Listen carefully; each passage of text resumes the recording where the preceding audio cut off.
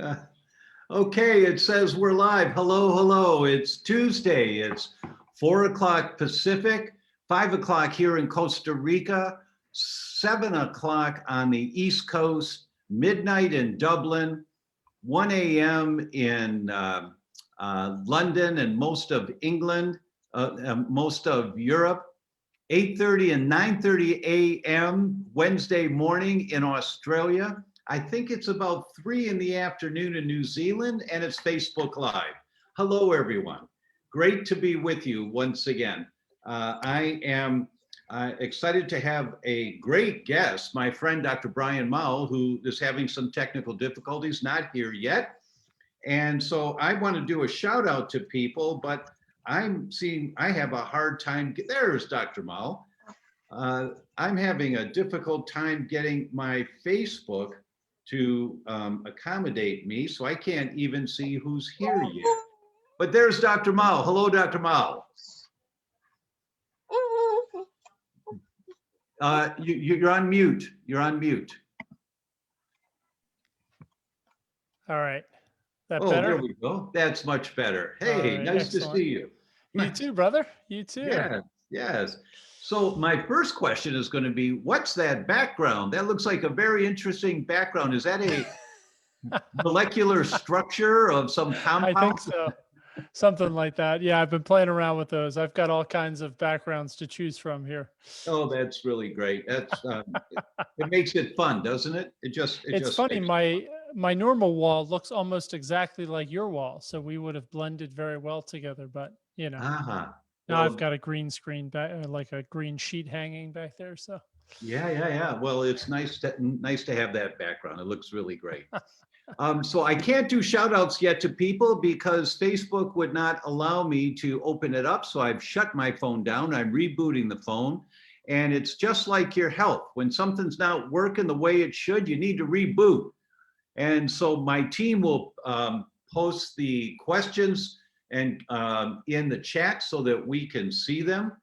The first one. Oh, thank you. Thank you, team. Thank you, Margaret. It says, Anita's here from Denmark, Kat's from Kentucky, Mark's in Winston-Salem, and the list will go on and on while I get my phone back up and running. But let me introduce Dr. Brian Mao.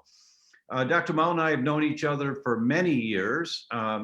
As I did the deep dive into wheat-related disorders, he did a deep dive into blood sugar problems and diabetes. Mm-hmm. He is known as a go-to guy in the world of diabetes, type 1 and type 2, in terms of understanding, what do I do with this? How do I hold this diagnosis, and where do I start to look for answers? I doubt that if he is the world expert on the molecular mechanisms behind the development of diabetes. I think that's PhD level stuff of right. People who just do deep dives into geek. But Dr. Mao is a functional medicine practitioner, and the result being that he knows about the everyday, how to look at this and how to start approaching it. So I hope that does you justice as an introduction. Thank you, sir. Thank you. Very good. And we've got posts. Let's see what's here. Deb's here from Abilene, Wanda from Long Island, Lucia's here. She's on vacation in Mexico. Well, thank you, Lucia, for joining. That's really sweet of you, and we'll do our best to make it worthwhile. Shanquilla has a question. She says, hi, I wanted to ask if a person had gestational diabetes, but then checked out fine and diabetes free afterwards, what should you think about this in terms of their future? Really good question. Yeah, so it's about 50% is the likelihood of developing type 2 diabetes later in life if you have gestational diabetes. So 1 in 2, it's not good odds, but there are some things that you can do about it. So we know that when you're pregnant, you become what's called physiologically insulin resistant. So your hormones purposefully shift a bit, and your body becomes more a little bit less sensitive to insulin, so that you can feed your baby really well.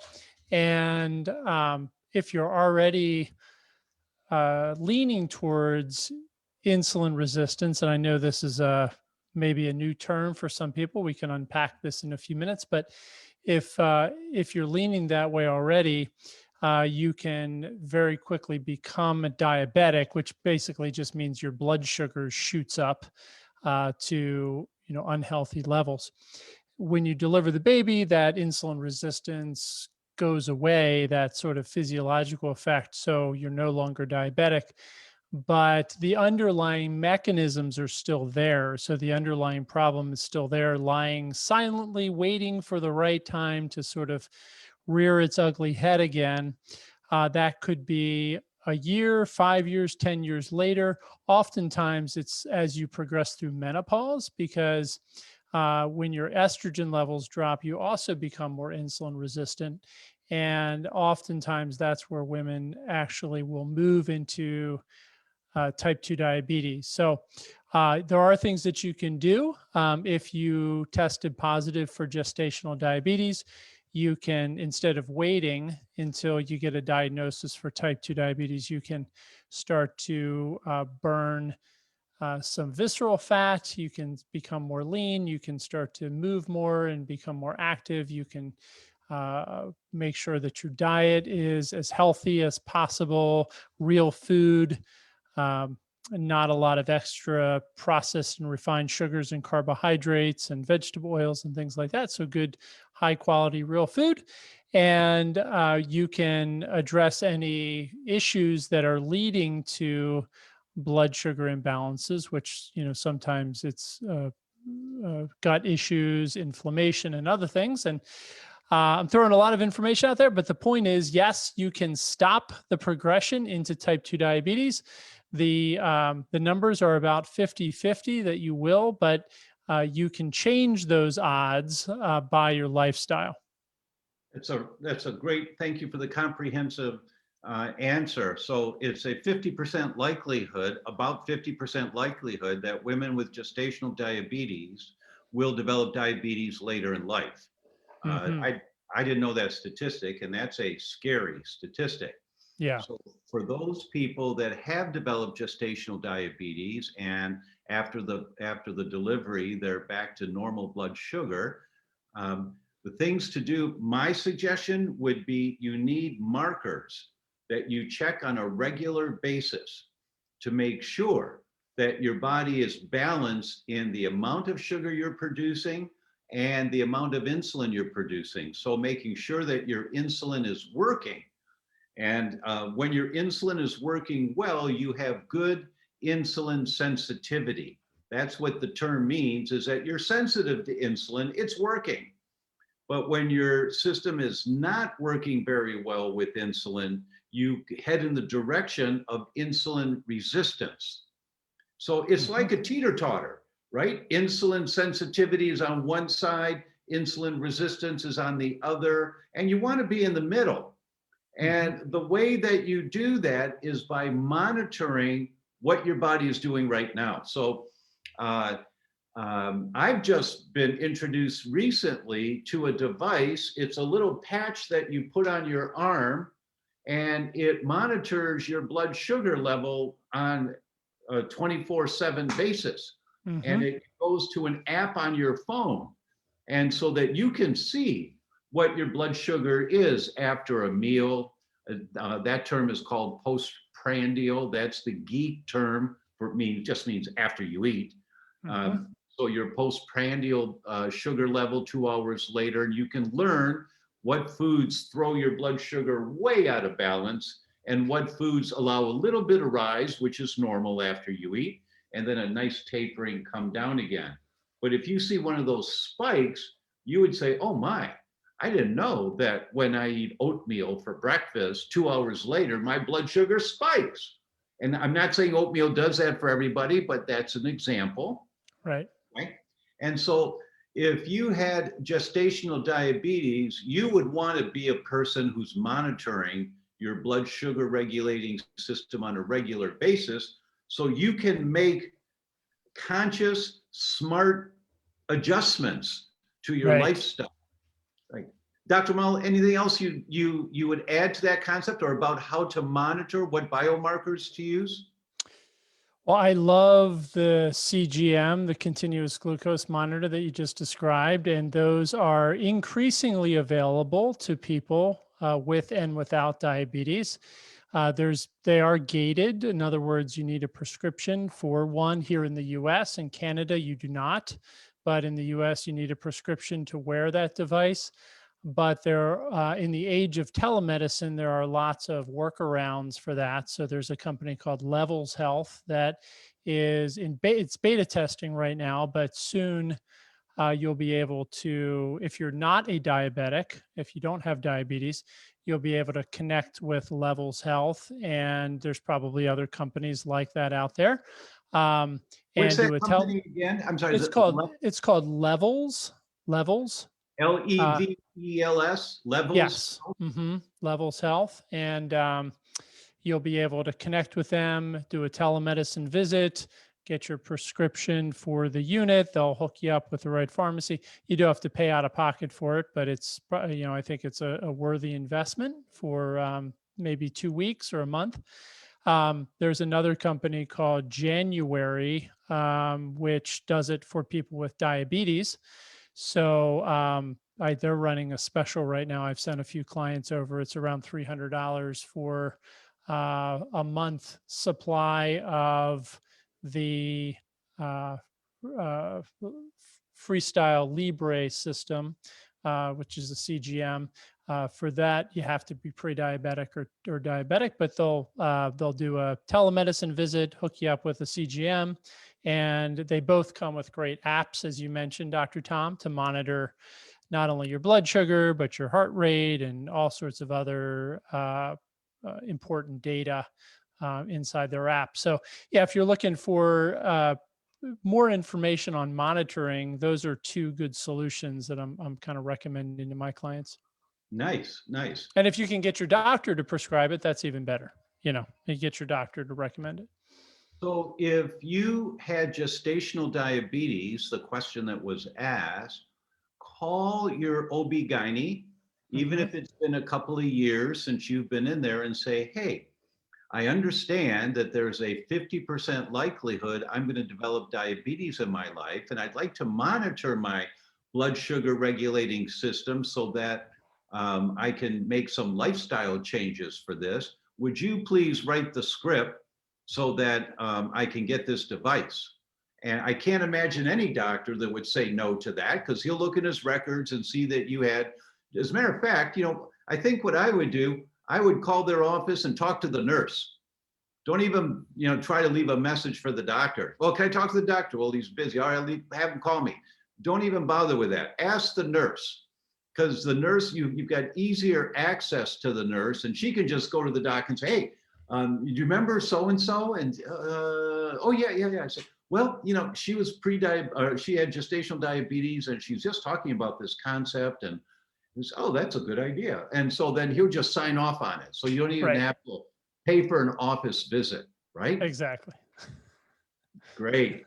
I've got my phone working now, so now I can do, and just like in life, something doesn't work, shut it down and reboot. That's right. We've got to reboot, right? Quincy says, hello from Iowa. My dad's diabetic. I'm happy to be here to learn more. Way to go, Quincy. And so let's just talk about a family history of diabetes, Dr. Mao. Let's just go there right now. And what should people do if there's a family history of diabetes, but they feel fine right now? One of the things that I've been doing over the past year is running some genetic profiles, looking at the genome. And I think for most people, this is probably not necessary, but it is interesting. And what we're learning is that there's not really a diabetes gene. There's not like, one gene that, yes, your dad has diabetes, your mom has diabetes, you're going to get diabetes, especially with type 2. So there are, however, a variety of what are called SNPs, or single nucleotide polymorphisms, mutations, traits in the genetic code in your specific genetic code. There are dozens really that can set you up for a greater likelihood to develop metabolic problems such as diabetes. And so the if you want to take it to like a really scientific sort of again, follow that epigenetic functional medicine path, you can actually run, you can go to any, service like 23andMe or Ancestry.com, get a genetic workup done, and then run it through, a health software to find out if you have some of those genes that may potentially lead to problems. Now, the important thing is there, whether you do that or not, it doesn't mean you're going to get diabetes. It means that there might be a higher risk, and there are things that you can do. I kind of resisted the whole, going down the genetic rabbit hole for a long time, because for me, it was like, well, I don't want this to be like predeterminative. Okay, I tell my, client, yes, you have these diabetes genes and there's nothing they can really do about it. But the more I've learned, the more I realize that's actually not the way it is. And Dr. Tom, you know this, there's this whole field of epigenetics, which is how our lifestyle factors, our diet washes over our genome, our genetic code, and determines how those genes actually get expressed. So there's things that you can do with your diet, with your lifestyle, your fitness, stress management, your health, that can determine how those genes actually express themselves. So the important thing is, if your parents or your grandparents or your siblings have type 2 diabetes, or they're overweight or obese, there might be some genetic traits in your genome, in your genetic profile, that make it more likely for you to develop some of these problems. But the good news is that there are things that you can do to influence those genes in a positive way so that you don't have that same outcome. And that, I think, is the most important take-home message. I fully agree. And I would say that as we answered for the gestational diabetes question, where there's a 50% risk that that person will develop type 2 diabetes in their life, what do? You monitor your blood sugar level. And the same is true here. If there's a family history of diabetes, you monitor your blood sugar level to Right. make sure that what you're doing is working, so that Yeah. you're guessing. And then everything that Dr. Mao just said comes into play, the exercises, the food selections, all of that. But some people, I think most people, aren't going to put much attention on changing their lifestyle if their metabolism is out of balance, but they still feel fine. Right. In other words, if you're not sick, you're not motivated to change unless you have different biomarkers. Mm-hmm. And so if you start learning about the biomarkers, so your dad that has diabetes, if you start learning about the biomarkers of what your blood sugar regulating system is doing, and you just check yourself for the rest of your life. It's no different than someone that has a family history of Alzheimer's. What Mm-hmm. do? Well, first you check the genes. In that case, you check the genes to see if you carry that gene that puts you at much higher risk. And if you do, and I've got a lot of patients that have ApoE4 genes. Mm-hmm. That's the Alzheimer gene, the primary one. And if they have the ApoE4 gene, we have a long discussion about this is what's going to happen for the rest of your life. Right. You want your brain to work well, you need to monitor that what you're doing is not throwing gasoline on the fire in your brain. Right. And so these are the biomarkers you're going to check every year, once a year. And after 3 years in a row where they're great, then you go 2 years. So you save a little money, but you check it every year to make sure that how you live your life is supporting a long, vibrant, healthy brain. Absolutely. The same thing is true with blood sugar regulation. You know, that if you have a family history of blood sugar regulation, you're going to check your biomarkers on blood sugar regulation. And when you find that they're getting a little out of balance, that's when you look up Dr. Brian Mao and his series, his diabetes series that he's done, and his podcasts and his website. And you say, boy, I need to figure out how to do things differently. But you're not going to be motivated to figure out how to do things differently unless you see there's a reason to. Right. So Right. I agree. I'm always big on, and it should be a bumper sticker on my car: test, don't guess. Right. I love it.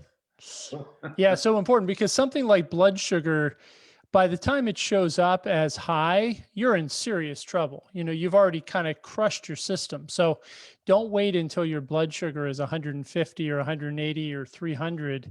You know, you want to know early so that you can actually do something about it and prevent all that damage from happening. Right, agreed, agreed. Hello to Dorada from New York City. Hi, Dorada, thanks for being here.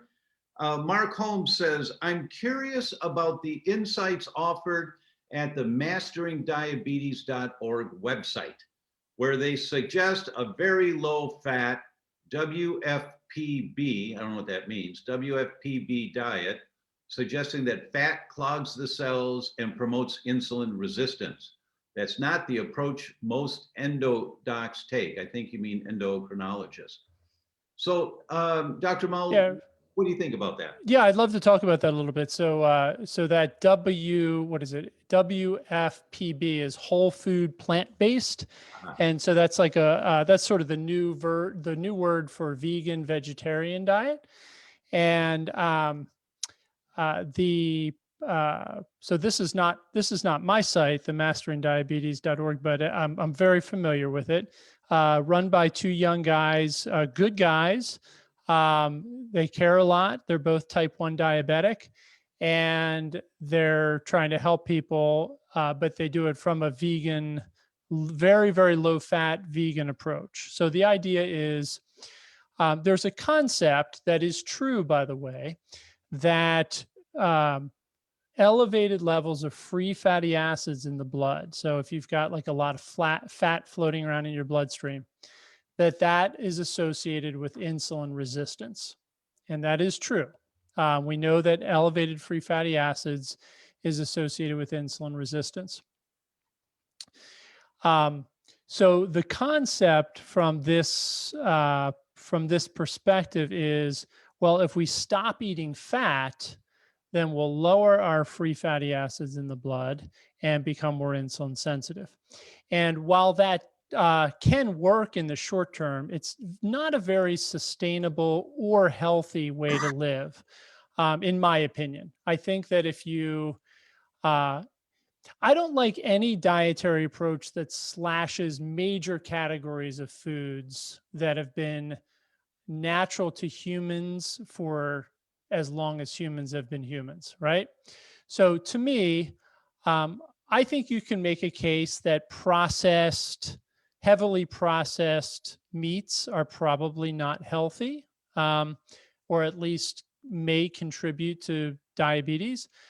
I think you'd be hard pressed to make a case that animal products in general, in conjunction with a healthy diet, cause diabetes or contribute to diabetes or heart disease or Western disease in any way. I have not seen any studies that have shown that to be true.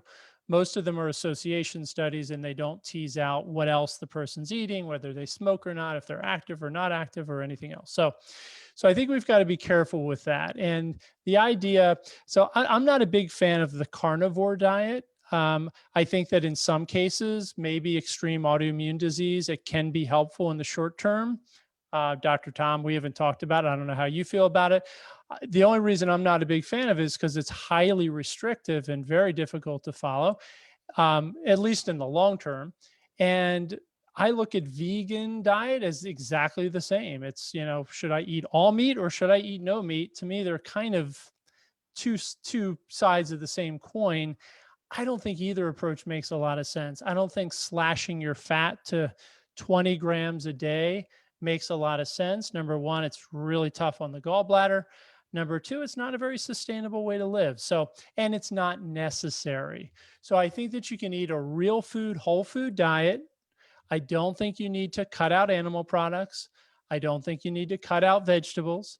I think you can eat some fruits. I think you can eat healthy foods. You can eat some nuts and seeds. You can eat avocado and still reverse diabetes and turn your health around. Thank you for the comprehensive answer. I'm quite similar in my opinion that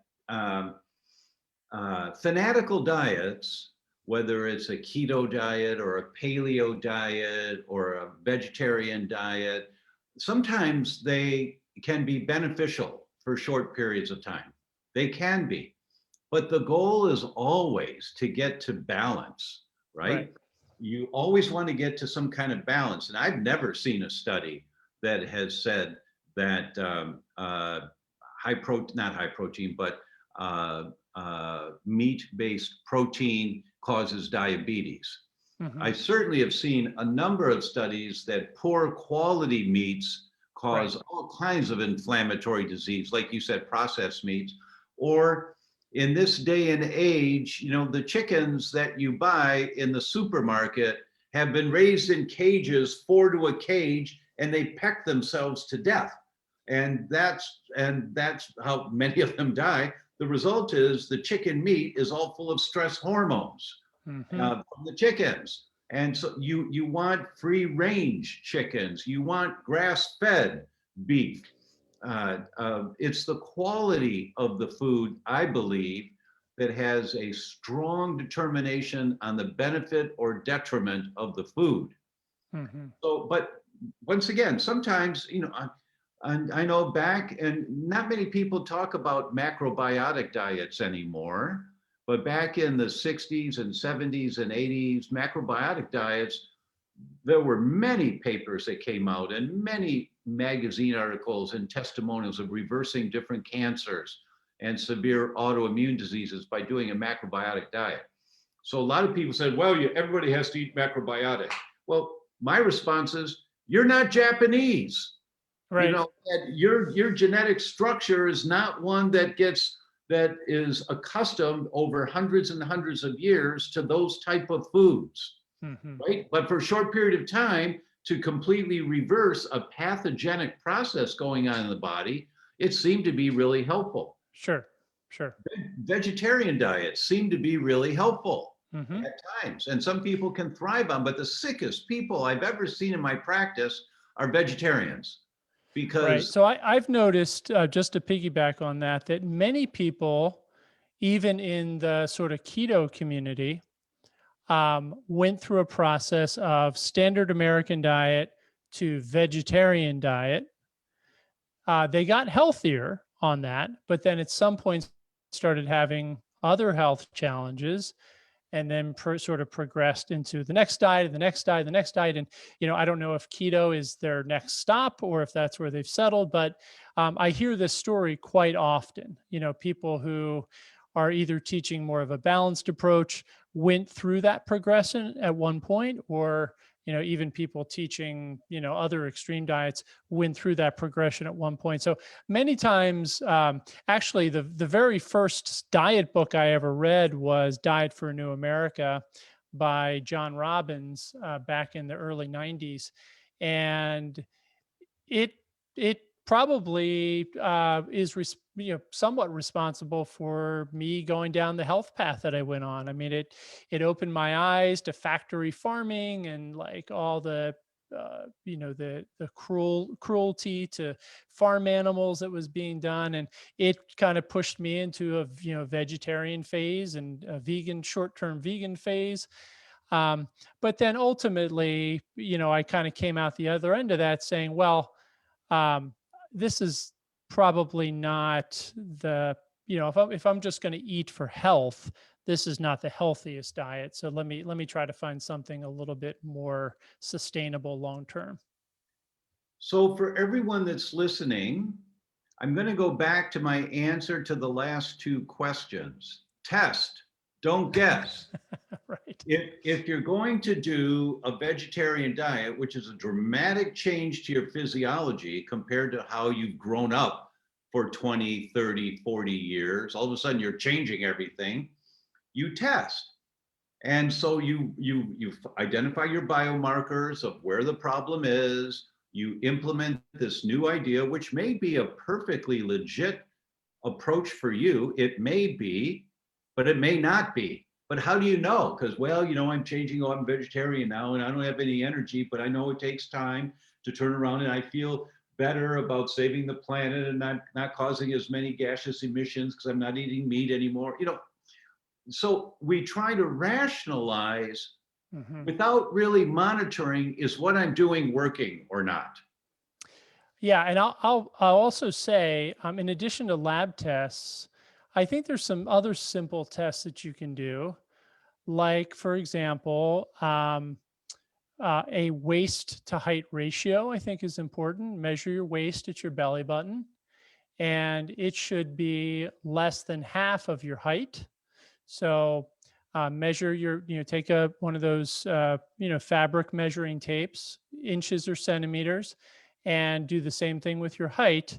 And so we want zero point 0.5 or less your height compare or your waist compared to your height. If it's greater than that, that's a sign of visceral adiposity or that sort of central adiposity, which tracks really closely with insulin resistance and eventually diabetes.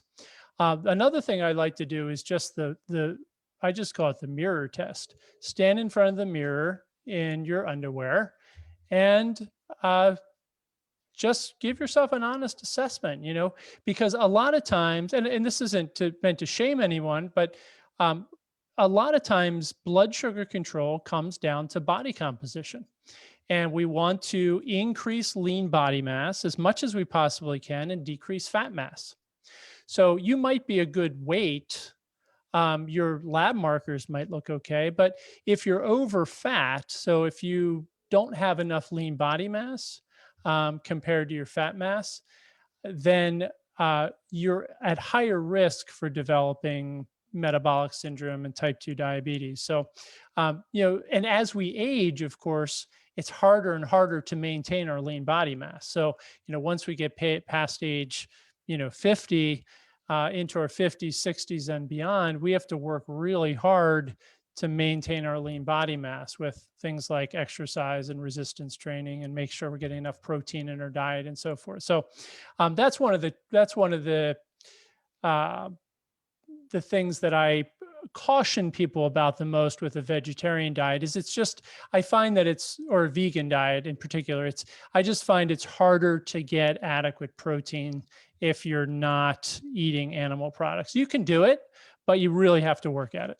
You really have to work at it. You really have to become educated on how to do it properly. Mm-hmm.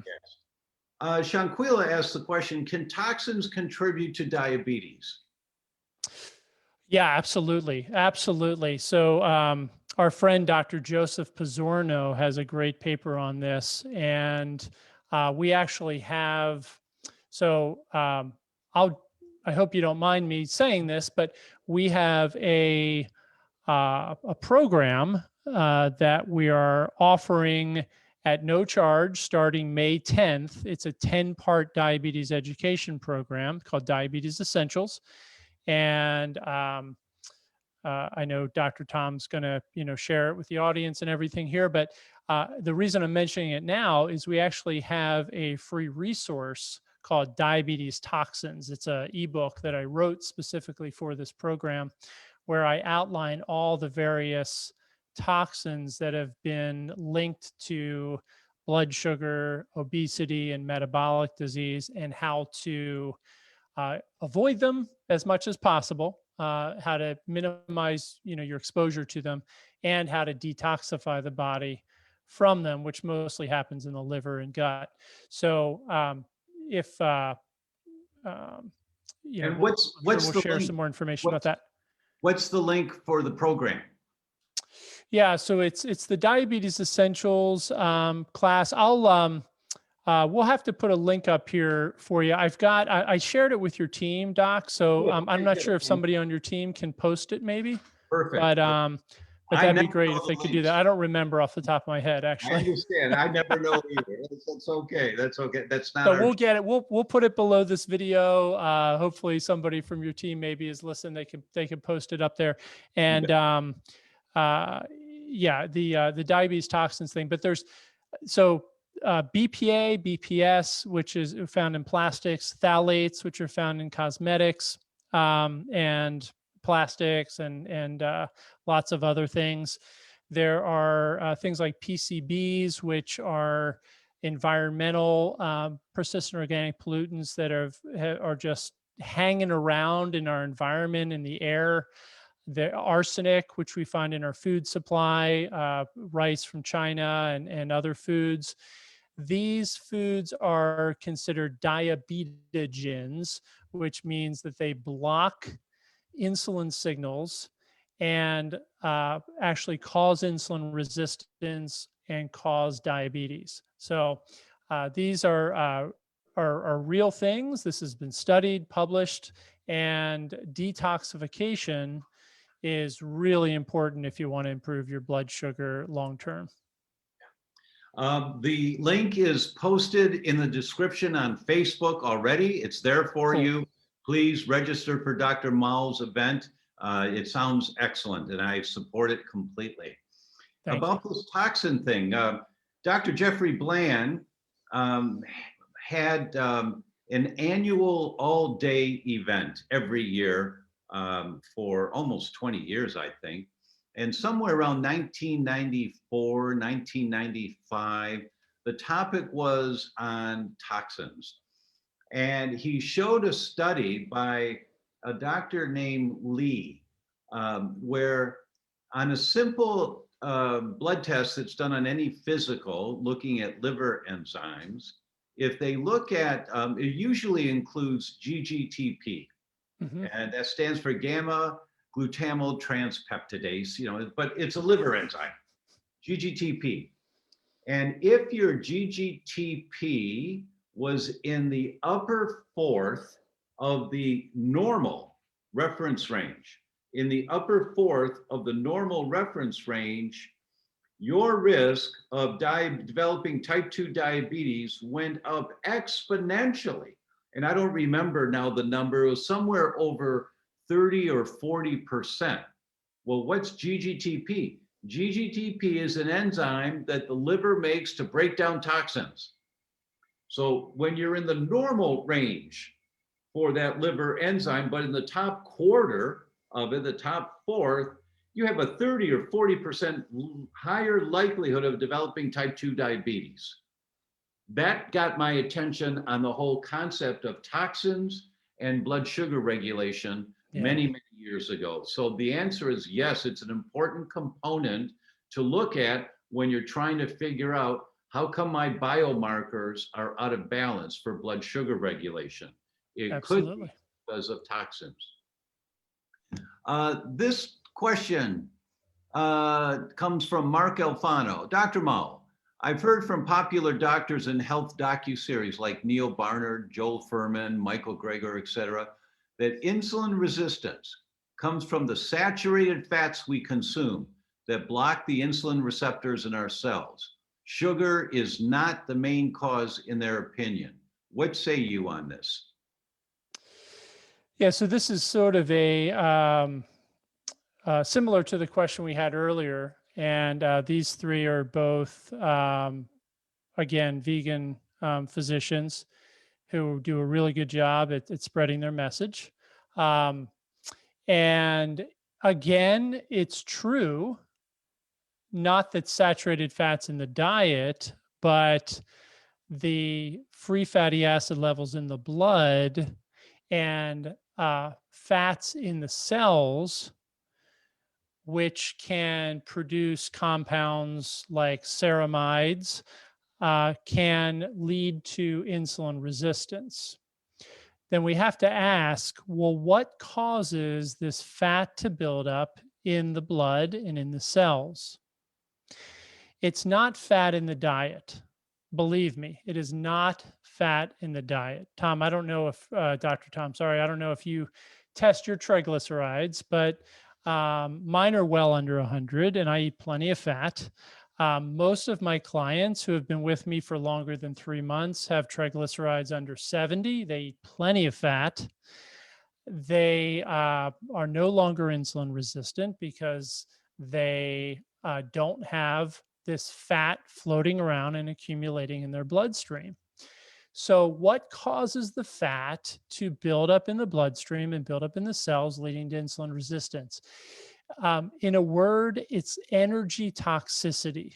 In a phrase, I should say, it's energy toxicity. So, when we overconsume energy, overeat, overeat carbs, even overeat fat, I would say, and carbs together, which is sort of the standard American mess, French fries, donuts, these are high energy foods, large amounts of carbs, large amounts of fats together. When we do that, we basically clog our system, our mitochondria, which are designed to burn fuel, don't work as effectively. So we get this backlog of energy. So our blood sugar rises and our blood fats rise. And this is essentially type 2 diabetes. This is what becomes type 2 diabetes. Fatty liver disease is associated with that because we build up fat in the liver and that fat starts spilling out into the bloodstream. Is it from sugar? Not really, because if you were to eat 1,000 calories of sugar a day and you were to be highly active, like a marathon runner or something, and you were burning 2,000 or 3,000 calories a day, and I'm not advocating calorie counting here, I'm just using it as an example, you're probably not going to have high blood sugar or high fats in the blood. But when you take something like a potato and you fry it in oil, or you take bread and you slather butter on it, or you deep fry it, now you've got tons of processed refined carbohydrates, which break down to sugar, and you've got tons of fats, and all of that energy coming into the body at once basically just clogs up the system. We don't burn it very well, so we get this accumulation of fat and glucose in the bloodstream, and that's ultimately, again, I said that twice here, but I want to make sure you understand it. That's ultimately what leads to type 2 diabetes. Now, you can drive down the road and see an accident on the highway and see a bunch of cop cars and say, every time I see an accident, there's cop cars and ambulances and fire engines.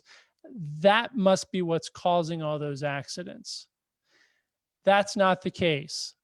They come there, they're associated, right? This is an association. Cop cars are associated with car accidents.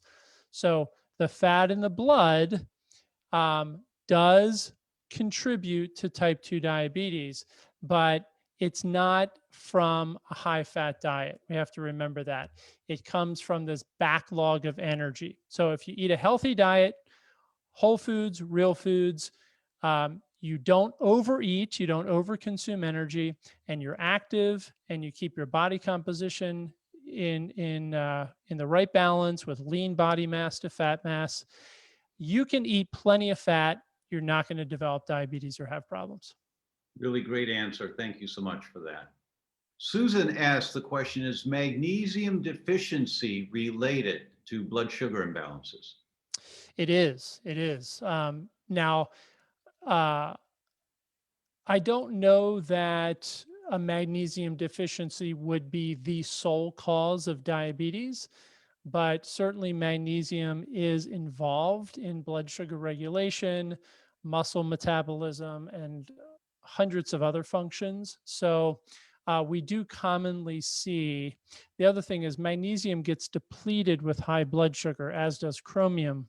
So oftentimes we see with high blood sugar will see magnesium deficiency. So oftentimes people with blood sugar dysregulation, prediabetes, type 2 diabetes, overweight or obesity, they need to be supplementing some magnesium to optimize magnesium levels. Quincy asked the question, my dad's blood sugar drops easily when he's outdoors in the heat. Can you explain why and what to do to help this?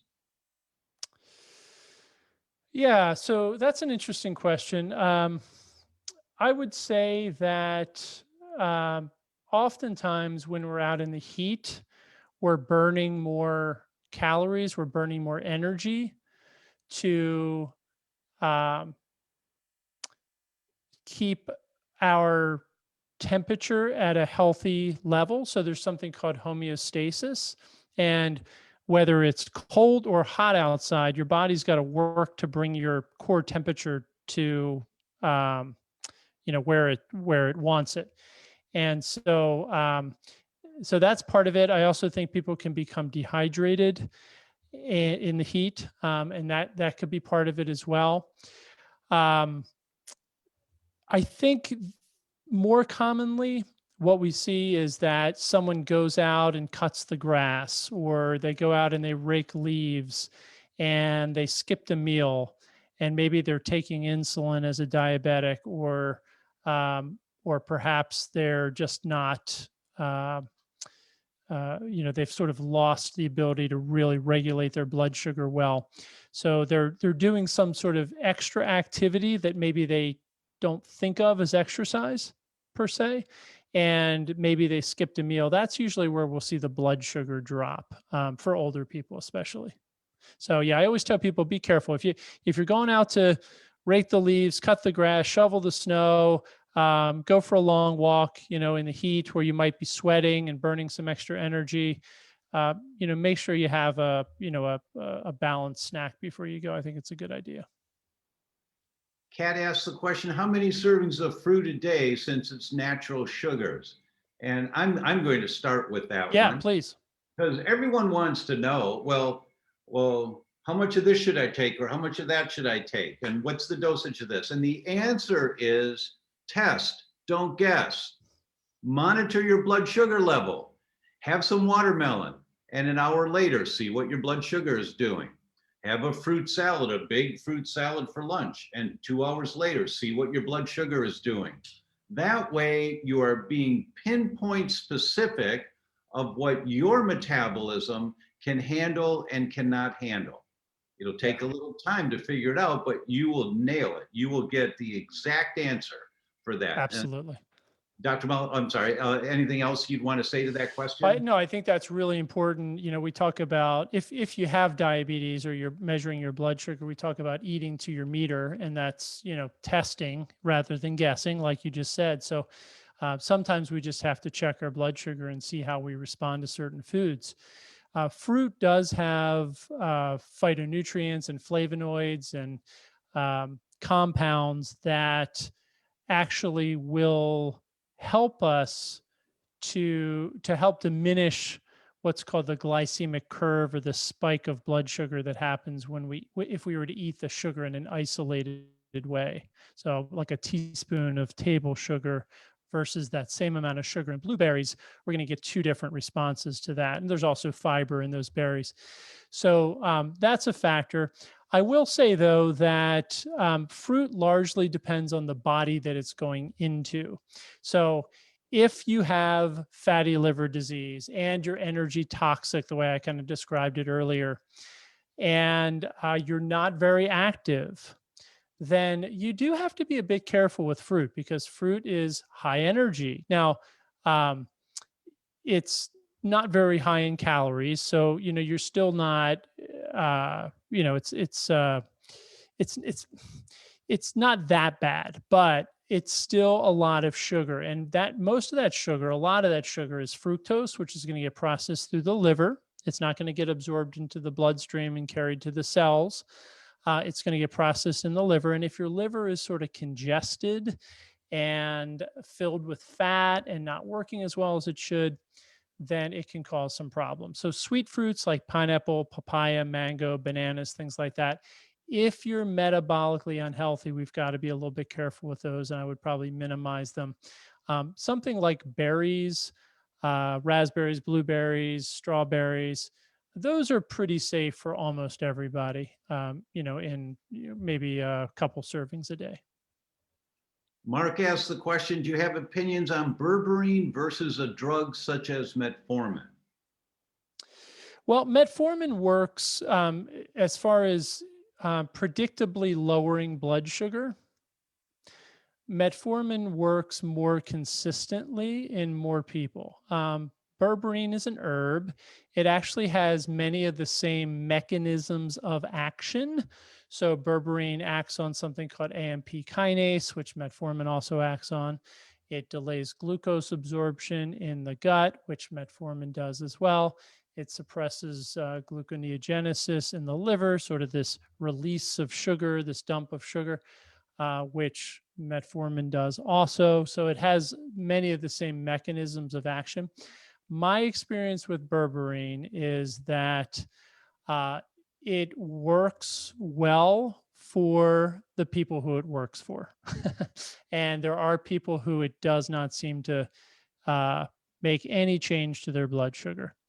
Now, to be fair, I found that with metformin also. And metformin is a prescription drug. Obviously, it's more controlled. You have to work with your doctor. So, let me just say that I'm not telling you to take it or not take it here. That's something you need to talk to your prescribing physician about.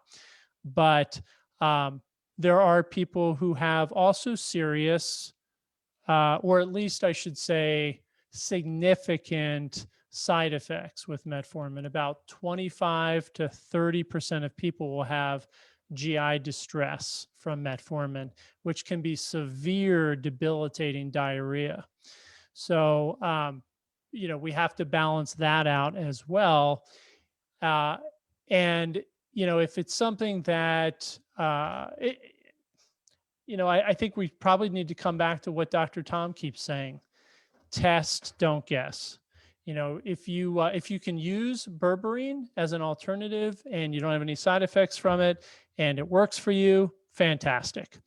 If not, though, the most important thing is we help to improve your blood sugar levels. Agreed. Shout out here to Lynette, who's here from Sydney, Australia. Hello, Annette. Thank you. Steph asked the question, any suggestions for diet for type 1 diabetes? My nephew was diagnosed at 16 and is now 18. So I'm just going to answer that one because Dr. Mowll can go on about it, but the 18-year-old diabetic is not listening right now. Right. So what he needs to do is to learn how to hold his disease, how to think about this disease. And you don't get that in a 2-minute answer or eat this, don't eat that. That he has to learn of how this mechanism occurs, what insults the mechanism, what doesn't insult the mechanism. He's going to have to do his homework. Mm-hmm. And in doing his homework, I know of nothing that is more comprehensive than Dr. Mowll's programs. Cool. Right? So thank you. You start with day one and you just start learning and learning and learning and learning. And it might take somebody 6 months or a year to really understand and begin getting control. But if an 18-year-old understands the goal of listening to all of this and learning and experimenting with this, well, that didn't work too well, but experiment with this, oh, this worked really well. And within a year, he's so much more stable than trying to give him a shotgun diet that's for every diabetic. So yeah, absolutely agree. Yeah, yep. And I wanted to preface before you answer it, because with questions, our guests often feel obligated to try to give you useful information, but this isn't for you, this is for your nephew. Right. So your nephew has to get educated. Right. And that doesn't happen by his auntie saying, here, honey, you should eat this way. I listened to a doctor who said you should eat like this. An 18-year-old, I don't know, maybe he loves you and does everything you say, but I kind of doubt it. Right. So it's and I will say that, the Diabetes Essentials program is a diabetes education program. So there's a lot for type 2 diabetes, but it's equally as valuable for people dealing with type 1. And I have some special guest interviews with people like Dr. Joni Stanislaw, who's a naturopath who has type 1 and specializes in type 1, Dr. Richard Bernstein, who is an endocrinologist who has type 1 himself and has been practicing for decades, is, really sort of the known as sort of a legend when it comes to type 1 diabetes management. So you're going to get a lot of good information, and at least will point you in the right direction for maybe some of those next steps that you can take if you go through Diabetes Essentials. Marvelous. Marvelous. Let's see. Do you have an opinion on alpha lipoic acid?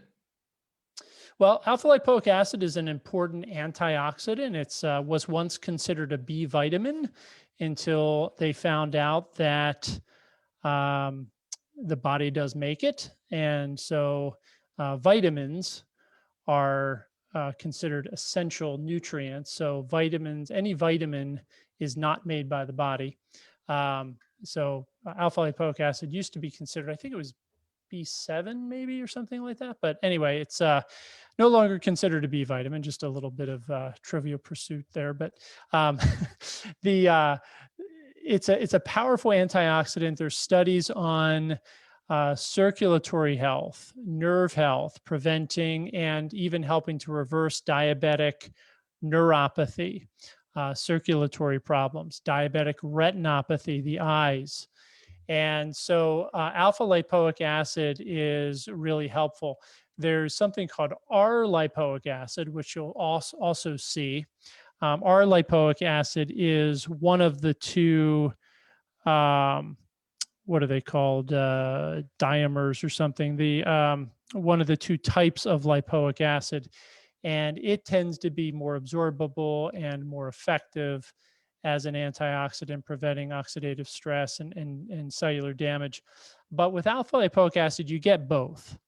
So I found that R-lipoic acid, while great, tends to be a little bit more expensive. And so we see it in very small amounts, oftentimes in supplements. So I usually recommend, for most people, just take a good alpha lipoic acid product, in doses adequate to help with whatever you're trying to help. If it's just on a sort of a maintenance level, we usually go for around 300 to 600 milligrams of alpha lipoic acid a day. Mark asked the question, I'm a type 1.5 with GAD antibodies, but through diet and exercise have an hemoglobin A1C of 5.8, despite a C-peptide of 1.1. I'm on metformin twice a day. Should I be on insulin? My endocrinologist suggests I should keep doing what I'm doing and is afraid I would potentially suffer lows on insulin, and that concerns her. 20 plus years of diabetic, 70 years old. Okay, really good question. So just to unpack that a little bit, type 1.5 is also called LADA, latent autoimmune diabetes of adulthood. It's kind of like type 1, but it happens later in life and it progresses much more slowly. It's an autoimmune version of type of diabetes, which means that the body's immune system is actually self-attacking. It's attacking various mechanisms involved with blood sugar regulation, insulin production. So you have an A1C that is sort of borderline, a C-peptide, which is borderline. C-peptide is a measurement of insulin production. And yours is kind of right there on the edge. We like it between 1 and 2. Yours at 1.1 is kind of right there on the edge. So fairly low though. And the question is, should you use insulin in order to bring your blood sugar into probably an optimal range? That's kind of the unstated part of your question, I would guess.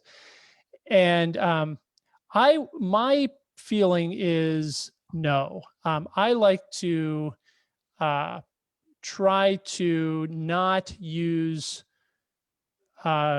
external drugs and medication and help whenever, as long as you can, as long as you can control things from a diet and lifestyle perspective. Now, one thing that you didn't say that I want to make sure you do focus on is, because this is an autoimmune disease, you have to treat the diabetes. You have to, in other words, the blood sugar dysregulation, but you also have to treat the autoimmune condition. Many people forget about that. And so they treat the blood sugar part of it, and the autoimmune condition rages on, causing more and more damage to the pancreas. And then they do need to start taking insulin and more insulin as they age. So definitely make sure you are addressing the autoimmune component. Heal the gut, work on inflammation, follow like an anti-inflammatory autoimmune eating plan. Do everything you can, and I know Dr. Tom talks a ton about this, do everything you can to address the autoimmune component of LADA, and stop your body or reduce your body from attacking the, these components in your pancreas that make insulin, and you can likely preserve enough insulin production to keep your blood sugar in a healthy range. Really, really good answer. Thank you for that. And you absolutely have to address the autoimmune component of this. And we do a lot of talks about that and the initiation of that. And I would just suggest to you, you do a test called the Wheat Zoomer.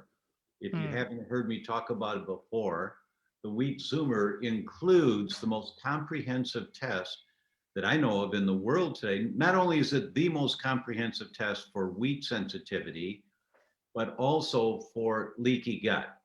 And autoimmune conditions, by definition, the pathway in the development of the gateway in the development of autoimmune diseases is through leaky gut. So if you've not checked that, you have to check that, and you'll probably get dramatic benefits within a few months if you address that particular, if it comes back positive. That's the Wheat Zoomer, and we'll put the link here for you for that one. Hey, Dr. Tom, I'm going to jump out of the picture for a couple of minutes if you want to keep going, and I'll jump back in here in just a few minutes, if that's okay. Okay. Well, it's actually, it's an hour, so we're done Okay. here. Okay. Oh, great. Okay. Yeah, I didn't know how long you wanted to go, so fine. That's perfect. It just goes too quick, you know. It does. I know. It's amazing. So I'd like to recommend everyone, please register for Dr. Mowll's event. The link is here.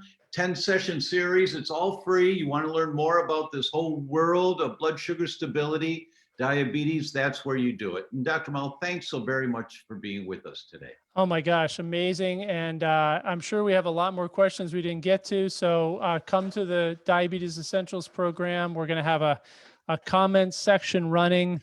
Dr. Tom is actually featured in several modules talking about many of these things, and ask your questions there. And I'm going to be on there every day answering as many questions as I can. So hope to see you as part of that program starting on May 10th. Well, thank you so much. And thank you everyone for joining us. We'll see you next week. Bye-bye.